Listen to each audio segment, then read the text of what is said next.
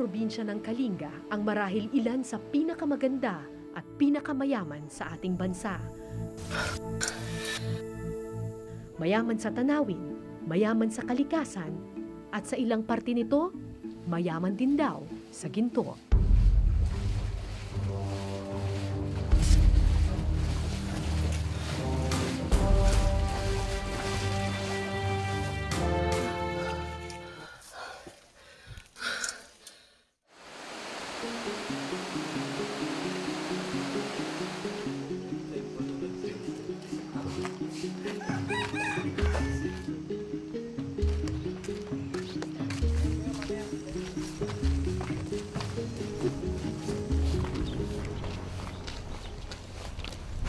Pag sa labas, akala mo karaniwang bundok lang. Yung the usual mountains na inaakyat natin.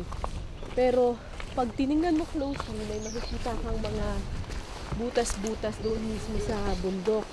Sabi sa atin ng mga minero dito, itong buong bundok na to, may at least 14 na mga butas doon sa loob mismo ng mountain. So ito daw bundok na to talagang butas-butas na daw talaga siya.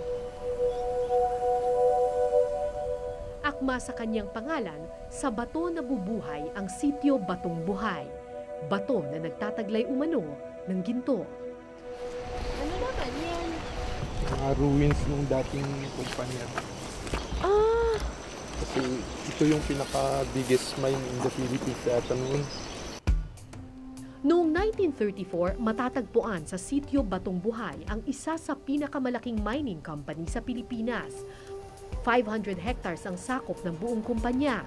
Milyon ang kinikita bago ito nagkaproblema at tuluyang nagsara nang mangyari ang pag-aalsa sa EDSA. Ito yung ruins ng Batong Buhay Gold Mines na in-establish noong 1934. So mga 50 years itong nag-operate. One of the largest gold mines in the country. Pero nung EDSA Revolution, nawala na itong gold mine na ito. Bumutas daw sila ng mga 17 tunnels dito sa bundok na ito. Pero kahit wala na yung malaking kumpanya ng gold mine, hindi tumigil yung mga tao sa pagmimina. At pumapasok sila day in and day out dito sa butas-butas na bundok na ito, kumukuha ng kahit anong latak na ginto na kanila makuha. Dating magsasaka ang mga residente ng sitio Batong Buhay. Pero nang dumating ang kumpanya ng mina, iniwan nila ang palayan at pumasok sa minahan. Ngayon, sira-sirang konkreto na lamang ang natitira sa dating malaking minahan. Nagsara na ang mining company, pero di nawala ang paghahangad ng ginto. Ang mga lumang tunnels na ginawa ng mining company noon, mano-mano na ngayong minimina ng mga residente. Kawalan ng oxygen, flash floods, aksidenteng pag-cave-in, hindi na bago ang peligrong hatid ng small-scale mining. Ilang minero na ang namatay dahil dito. Hirap kasi, no? Ganito rin ang sinapit ng 3 sa kamag-anak ni Sunny na 10 taong naging minero sa Kalinga. Paano namatay? Sa gas man. Anong gas? Yung poisonous gas man. May poisonous gas dyan sa loob? As in, mamamatay ka kaagad? Oo man. Ilang oras? Hindi, pag tinamaan ka, na-knockdown ka agad. Dahil dito, tumigil na si Sunny sa pagmimina. Pero marami pa rin ang patuloy na nakikipagsapalaran. Mabasa sa loob? Pati mukha, mababasa? Ibig po may puti kayo sa mukha. Sa kalipit na yung daanan. Saan po? Doon. May pataas kasi pag ganun. Pwede po kami pumasok sa loob? Andyan sa inyo kung pumasok kayo. Pero kailangan na rin na yung mabilis Bakit mabilis? para hindi mo makita yung takot. Tunnel 7 kung tawagin nila ang butas na ito. Bago kami tuluyang pumasok, kailangang ihanda muna ang aming mga mata. May mga nakatambay sa loob. Ba't po kayo nandito? Pasok sa loob ng mata. Dahil madilim rin ang tingin. Hindi mabigla ang mata. Masakit eh. Kasi no, Galing kasi liwanag, mapagsasinag tapos ng araw. biglang didilim. Galing sa liwanag, tapos biglang didilim. O sige. Madilim at maputik sa loob. Akala ko tuloy-tuloy na lakad lang ang gagawin namin, pero sa kalagitnaan, biglang may butas raw na kailangang pasukan. Ay, ang lalim! Alin nga. Teka. Pag ganito ba? Baliktad. Dahan lang ah. Baliktad po ako, ganito po.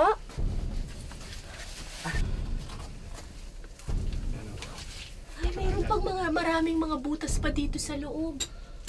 Okay, bababa na po ako? Oo. Una, ulo. Pinapasok ako sa isang maliit na butas na kasya lamang ang 3 tao. Eh, yung pa ako, paano yun? Aray! Ganyan po? Yan. Oh my God. Tapos yung paa ko. Tapos yung paa, okay. Dali lang, baka. Ano ba baba? Dahan-dahan lang ah.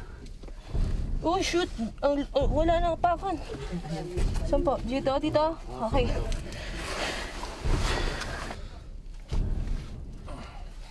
Hindi ba yan bibigay? Baka dumire-diretso ko sa lalim ng lupa. Hawakan mo yung maso at saka yung kunyas para ikaw. Dali. May ginto to, kuya? Meron. Paano mo nalaman na may ginto ito? Kasi, Kwan, yung tinatawag nilang naba. Yan. Yun ang naba. Naba? Oo. Pag nagiling yan, lalabas yung ginto.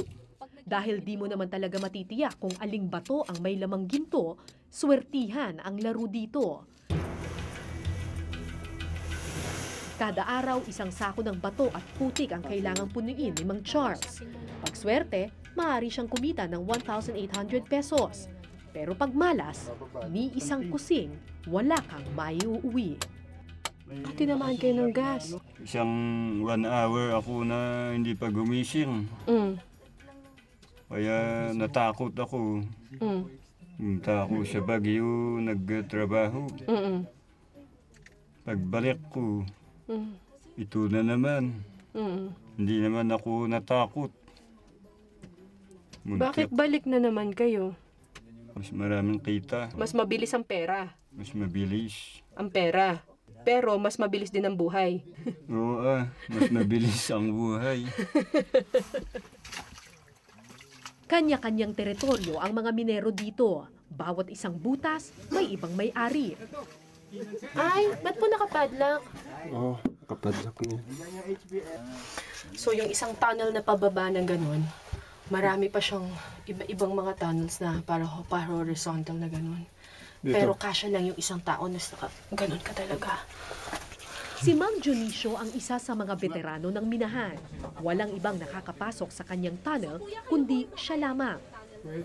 Kuya, pwede ako pumasok dyan? Kaya sinamantala ko ang pagkakataon nang payagan niya akong pumasok sa loob. Kailangan pagapang? Oo. Pag mahirapan akong huminga, ano daw? Dapat na lang kayo. Ano yan, kuya? Pag mahirapan kayong huminga, kailangan lumalabas kayo. Pag nahirapan akong huminga. Oo. Napapalibutan ng pira-pirasong kahoy ang tunnel na aking pinasukan. Pangtukod daw ito sa lupa para di ito bumigay. Parang bibigay na to ah. Hindi ba parang bibigay na tong... Ano na to? Sige, diretso pa. Akala ko dire-diretsong gapang lamang ang tunnel ni Mang Dionisio. Pero pagdating sa dulo, Oh, dead end na! Pader na. Teka. Saan na ako pupunta dito? Ayun. May butas dito.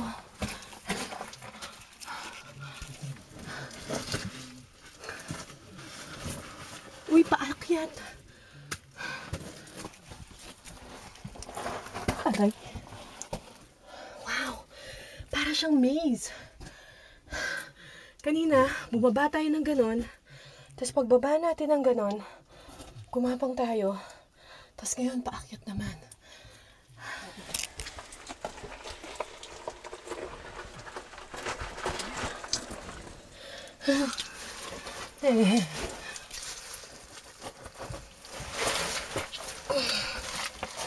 Kuya!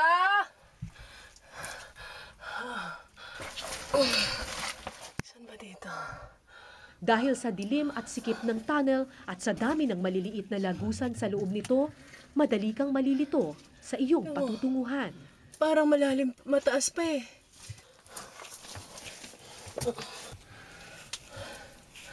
Alright.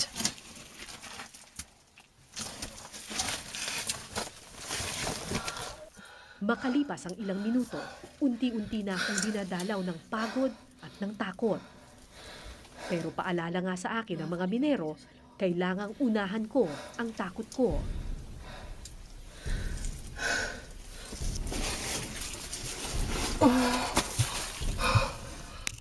Pero sadyang mabilis ang sinusundan kong minero. Umabot sa puntong hindi ko na siya matagpuan. Kuya? Manong? Kuya? Saan na yung sinusundan ko?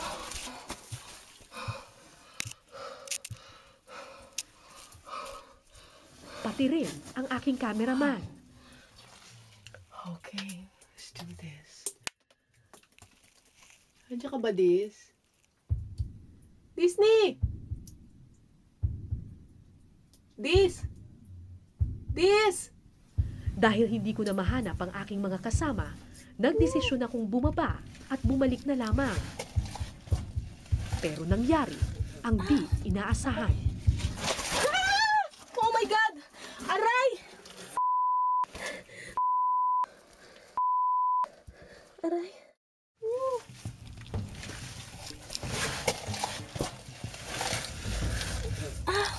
Aray. Ah! Oh my God! Aray! Nalaglag ako! Ow! God! Sakit sa... Ligtas man ako, napahiwalay naman ako sa grupo. Sa loob ng maputik at madilim na tunnel, pakiramdam ko mag-isa lamang ako. Sa dami kasi ng pasikot-sikot sa loob, posibleng hindi ako marinig ng aking mga kasama. Buti na lang na naitukod ko itong pa ako dito. Pero awa ng Panginoon, maya-maya lamang may nakarinig sa aking boses.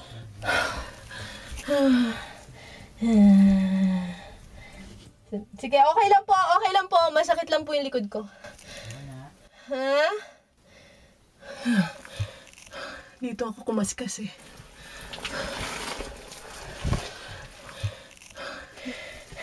Maya-maya pa, dumating na ang aking cameraman. Sama ng pwesto ko.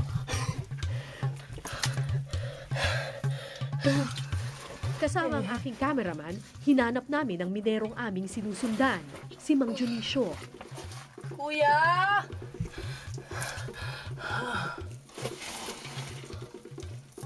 Kuya? Manong? Kuya? Kuya? Kuya? Oh, shoot. Ang taas pa. Tingnan mo sa taas.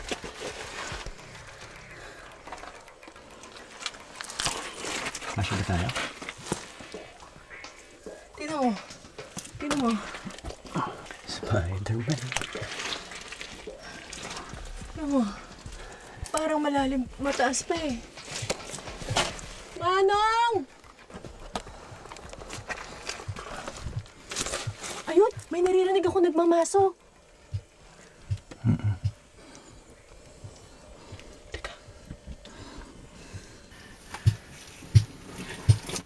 Teka, quiet ka.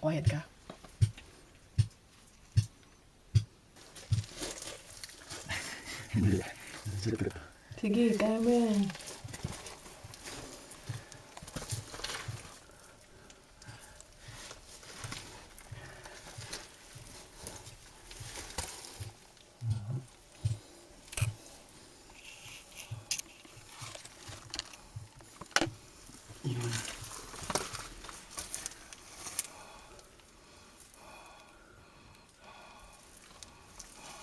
Dito lang, papunta lang dito. Wala sa likod ko. Wala siya? Wala sa likod ko. Hindi niya tayo naririnig? Kuya? Yun! Saan kayo? Ah, meron pa pala dyan? Meron pa. Ano ulit? Sa dulo ng isang mahabang tunnel namin natagpuan si Mang Dionisio.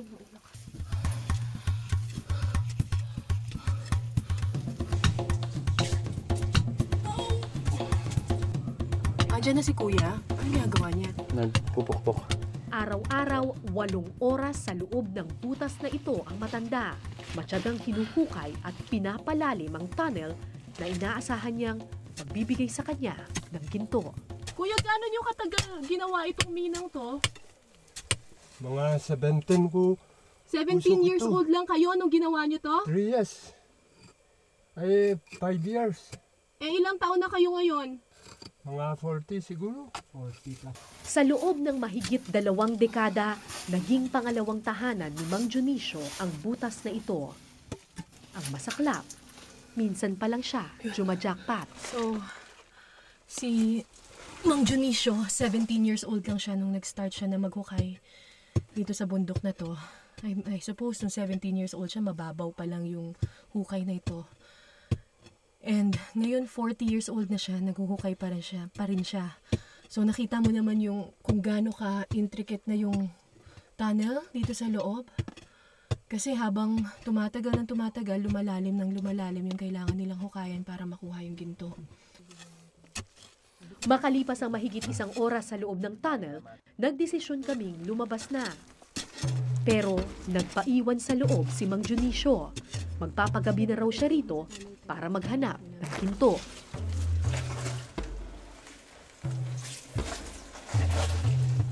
Yun. Ayun.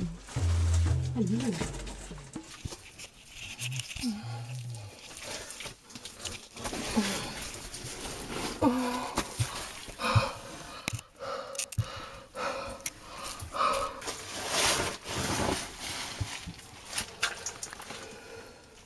Yun. Yun. May ilaw. Ito na ba yung may padlock? Okay. Thank God. Thank God. Nilisan namin ang lungga at iniwan si Mang Dionisio sa kanyang masikip at madilim na kaharian.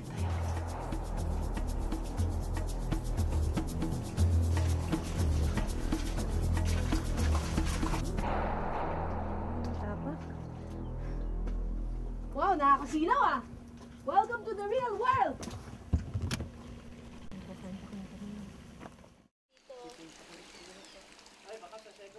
Tulad ni Mang Dionisio, isang masikip na tunnel rin ang pamana ni Mang Guzman sa kanyang anak na si Lacson o Gusboy kung kanilang tawagin. Kailan niyo po tinuruan si Gusboy mag-ano? Anong edad po siya nagsimula dyan sa Baka Mindanao? mag-edad ng 8. 8? Oh, yes ma'am. Marunong na siya kahit 8 lang siya?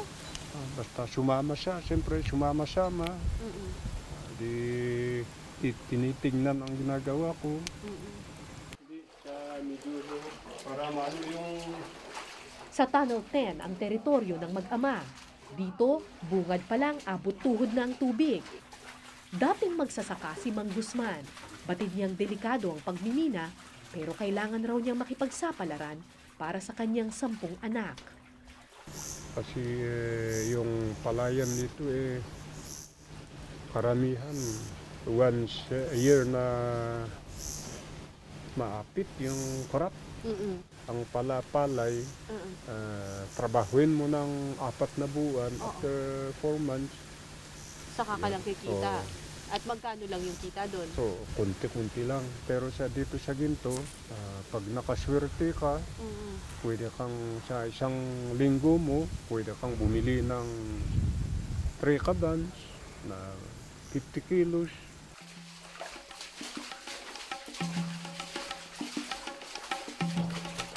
Lumiliit na. Halos kalahating kilometro ang aming nilakad bago namin narating ang tunnel ng mag-ama. Basa.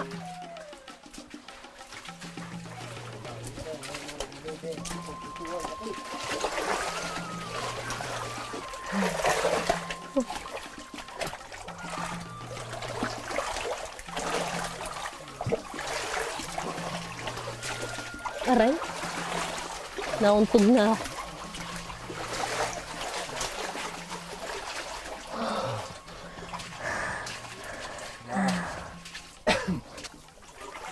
Gusboy, malayo pa?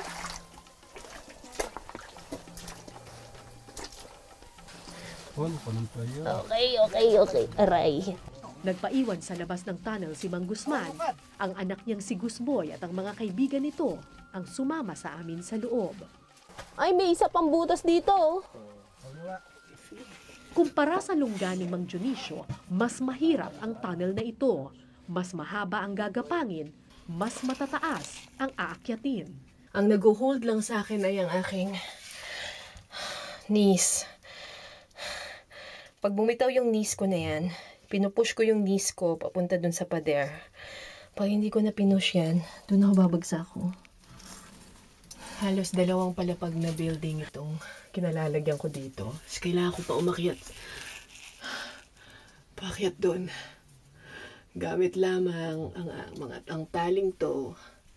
At ang aking kamay, knees, legs.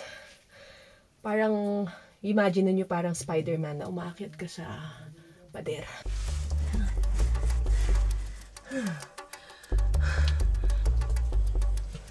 Mas masikip ang tunnel na ito kumpara sa mga unang tunnel na aming pinasukan.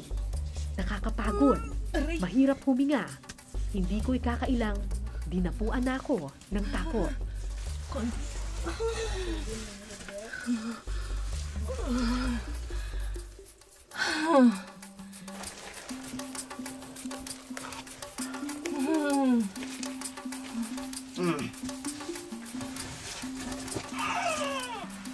Wala nang kakapitan dito.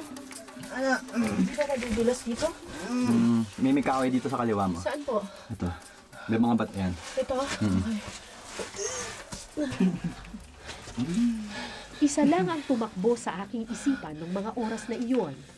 Kung hirap na ako, paano pa kaya ang isang 12 anyos na bata?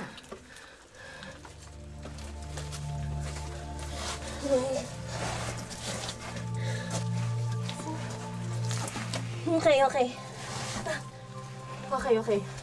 Pahinga muna. Pahinga.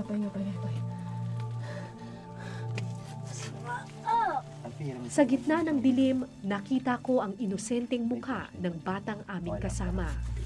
Pero lalo akong nahabag nang malaman ko ang dahilan kung bakit siya nandito. Bakit ka sumasama kay tatay? Gusboy, ba't ka sumasama kay tatay magsilsil? Bakit ka sumasama kay tatay sa mina? Para kumuha ng ginto. Para kumuha ng ginto. Bakit? Kung patampay ka na yun, na-away no. Pambayad ng utang. 20 taon nang nagmimina ng ginto si Mang Guzman. Ngayon, ipinamana na niya sa anak ang tradisyon, pati na rin ang utang na kaakibat nito. 4 na taon nang nagmimina ang 12 anyos na si Gusboy. At tulad ng kanyang ama, umaasa rin siyang darating ang araw, makakatsamba sila at tuluyan ng makakalaya sa lunggang ito.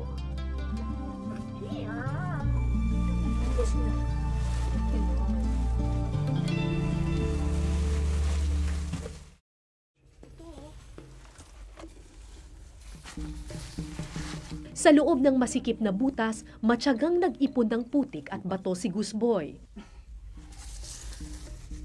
Ito yung tinatawag namin naba. Malambot na ang klase ng bato sa parting ito ng tunnel, kaya di na niya kailangan gumamit ng maso.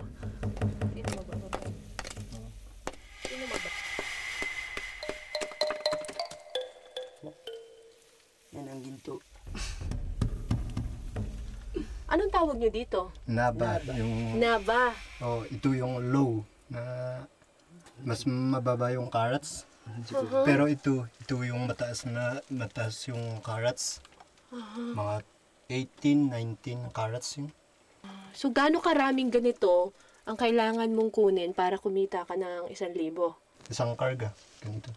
Isang sako. Pero Depende kung makatsamba ka, Anong makachamba? Umabot Hindi ng- pa sigurado kasi posibleng ito kahit na magkarga ka ng isang sako nito, hindi naman ibig sabihin lahat ng ganito meron. Oo.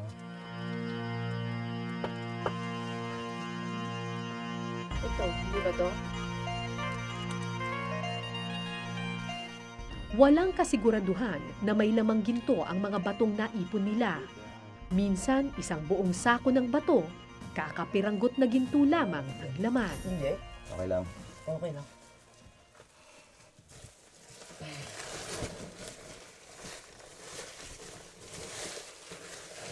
Makalipas ang 2 oras, napuno na ang sako ng bata. Nagsimula na kaming lumabas ng lungga.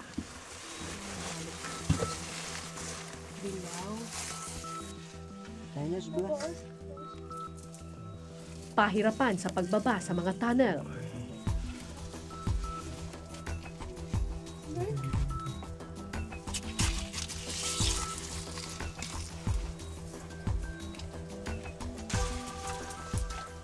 Karaniwan po magkano lang ang kinikita sa isang araw ngayon? Half gram, Half gram? Magkano po yun? 800. 800 sa isang araw. Oo. Kung minsan, yung ultimo na wala. Minsan wala.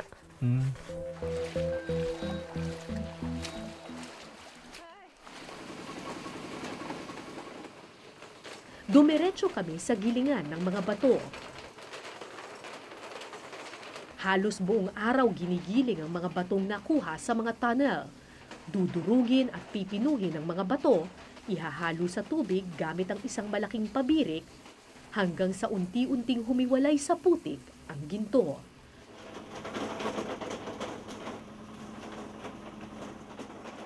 Yung nakikita mo na parang yellow, yan na yung gold powder. Galing yan sa isang sako ng rocks na nakuha nila dun sa loob. Halos 10 sako na ng bato ang kanilang nagigiling. Pero kakarampot na pulbos pa lamang ng ginto ang kanilang nakukuha.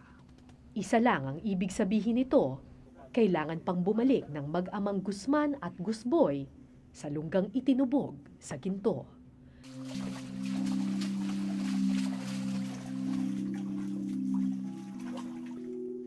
Talagang mahirap, ma'am. Kung mamalas ka, malas. Pero pag makaswerte ka, di ayos.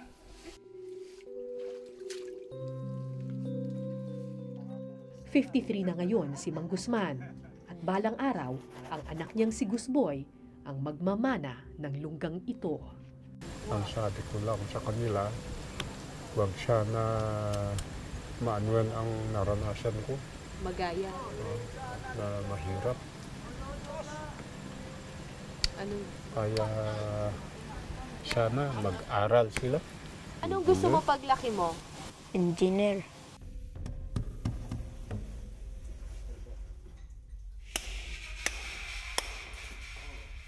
Walang ibang pangarap si Mang Guzman kundi ang baguhin ang kinabukasan ng kanyang anak.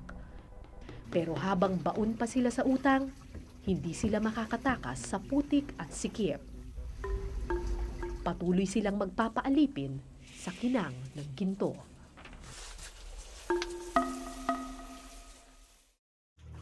Ang paghahanap ng ginto ay isang pangarap na matagal nang hinubog ng panahon. Hindi na bago ang ganitong pagkahumaling.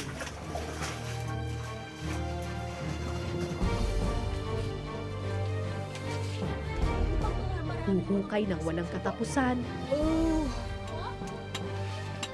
papasukin ng kailaliman, Tapos yung paa. gugulong sa putik, buhay man ang kapalit.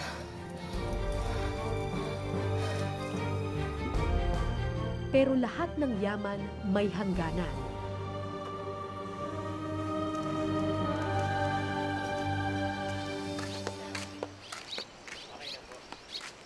Marahil may dahilan kung bakit nagsara ang pinakamalaking kumpanya ng mina sa Kalinga.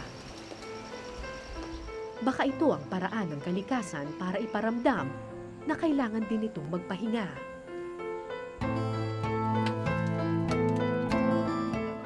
Halos walang kinita noong araw na iyon ng mag-amang Guzman at Guzboy.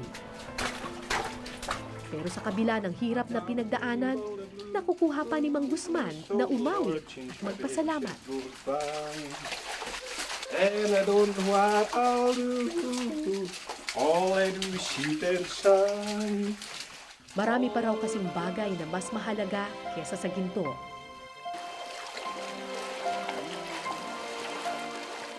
Pamilya at pag-asa, kapwa at pananampalataya.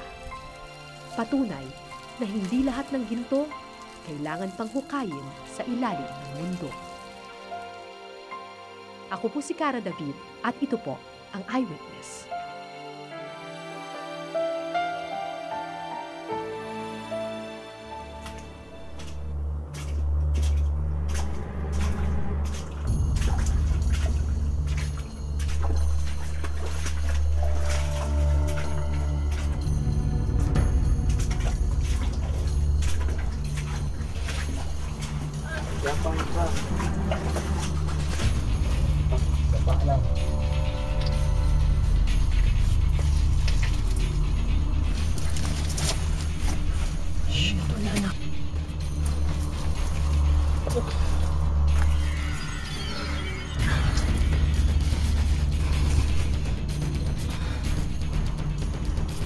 Oh, dead end na. Pader na. Maraming salamat sa pagtutok ninyo sa Eyewitness, mga kapuso. Anong masasabi ninyo sa dokumentaryong ito? I-comment nyo na yan. Tapos mag-subscribe na rin kayo sa GMA Public Affairs YouTube channel.